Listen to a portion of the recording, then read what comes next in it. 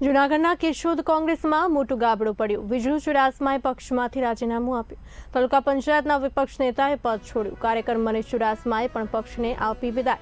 Vision પૂર્ણ ન થતા રાજીનામાનો નિર્ણય। ચૂંટણી પહેલા કોંગ્રેસને મોટો ફટકો પડ્યો। નમસ્કાર મિત્રો, હું છું મનીષભાઈ ચુડાસમા, કેશોદ તાલુકા પંચાયત વિપક્ષ નેતા, પૂર્વ પ્રતિનિધિ।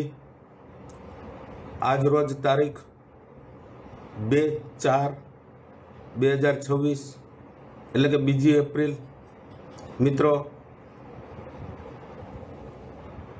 તેમજ મારા ભારતીય રાષ્ટ્રીય કોંગ્રેસ પાર્ટીના તમામ મિત્રોને જણાવું છું કે આજ રોજ હું કોંગ્રેસ પાર્ટીના તમામ હોદ્દાઓ પરથી રાજી ખુશીથી રાજીનામું આપું છું। મારા વિસ્તારની અંદર જેમ બને તેમ જેટલી બને એટલી મેં સેવાઓ આપી છે, કામ પણ ખૂબ કર્યા છે, એમાં પણ નોન કરપ્ટેડ કામ કર્યા છે। મારા વિસ્તારની અંદર